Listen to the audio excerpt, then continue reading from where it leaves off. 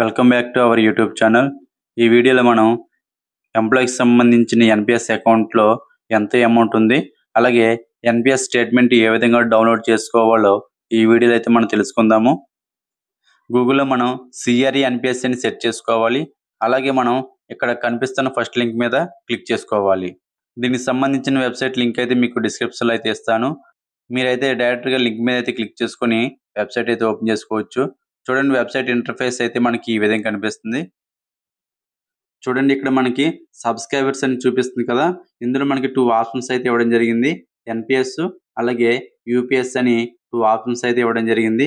ఇప్పుడైతే మనం ఎన్పిఎస్ మీద టిక్ మార్క్ చేసుకొని యూజర్ ఐడి దగ్గర మనం ప్రాన్ నెంబర్ అయితే ఎంటర్ చేసుకోవాలి. అలాగే పాస్వర్డ్ దగ్గర మనం సెట్ చేసుకున్న పాస్వర్డ్ ఎంటర్ చేసుకొని క్యాప్చర్ కోడ్ అయితే ఎంటర్ చేసుకోవాలి. కింద చూసినట్లయితే మనకి చెక్ బాక్స్ అయితే చూపిస్తుంది. ఈ చెక్ బాక్స్లో టిక్ మార్క్ చేసుకుని సబ్మిట్ మీద క్లిక్ చేసుకోవాలి. ఒకవేళ మీరు పాస్వర్డ్ మర్చిపోయినట్లయితే కింద చూసుకున్నట్లయితే రీసెట్ పాస్వర్డ్ అనే ఆప్షన్ అయితే ఇవ్వడం జరిగింది. దీని మీద మనం క్లిక్ చేసుకొని కొత్త పాస్వర్డ్ అయితే సెట్ చేసుకోవచ్చు. ఇప్పుడైతే మనం సబ్మిట్ మీద క్లిక్ చేసుకుందాం. చూడండి, ఇక్కడైతే మనకి click here to be part of go green initiative by opting annual transaction statement on email అని ఇవ్వడం అయితే జరిగింది కదా. మనకైతే ఈ క్లిక్ హియర్ అనే ఆప్షన్ అయితే ఇవ్వడం జరిగింది. దీని మీద మనం క్లిక్ చేసినట్లయితే ఈ స్టేట్మెంట్ అయితే మన రిజిస్టర్డ్ ఈమెయిల్ ఐడి ఏదైతే ఉందో దానికైతే డైరెక్ట్గా మెయిల్ అయితే సెండ్ చేయడం జరుగుతుంది. అలా కాకుండా మనకి స్టేట్మెంట్ అనేది ఇక్కడే కావాలనుకుంటే పీడిఎఫ్ రూపంలోని చూడండి, ఇక్కడ మనకి ఒక ఆప్షన్ అయితే ఇవ్వడం జరిగింది. అకౌంట్ స్టేట్మెంట్ అనే ఆప్షన్ అయితే ఇవ్వడం జరిగింది. ఇక్కడ చూసినట్లయితే మనం ట్రాన్సాక్షన్ స్టేట్మెంట్ అని ఫస్ట్ ఆప్షన్ అయితే ఉంది కదా, దీని మీద క్లిక్ చేసుకోవాలి. చూడండి, క్లిక్ చేయగానే మనకి నెక్స్ట్ పేజ్ అయితే ఈ విధంగా కనిపిస్తుంది. క్లిక్ చేసాక ఇక్కడ ఎంప్లాయీ నేము అలాగే ప్రాన్ నెంబర్ చూపిస్తుంది. ఇక్కడ ఫైనాన్షియల్ అయితే మనం సెలెక్ట్ చేసుకోవాలి.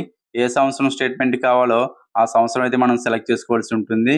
నేనైతే 2025-26 అని సెలెక్ట్ చేస్తున్నాను. అలాగే క్వార్టర్ అని ఉంది కదా, 4 క్వార్టర్స్ కూడా సెలెక్ట్ చేసుకున్నట్లయితే యాన్యువల్ స్టేట్మెంట్ అయితే రావడం జరుగుతుంది. అలాగే టైర్ టైప్ అని ఇవ్వడం అయితే జరిగింది కదా, టైర్ 1 అని డిఫాల్ట్గా అయితే రావడం జరుగుతుంది. దీన్ని ఇలాగే ఉంచి జనరేట్ స్టేట్మెంట్ అని క్లిక్ చేయగానే ఈ స్టేట్మెంట్లో మనకైతే ఎంప్లాయీ ఎవరైతే ఉన్నారో వాళ్ళ ప్రొఫైల్ డేటా చూపిస్తుంది.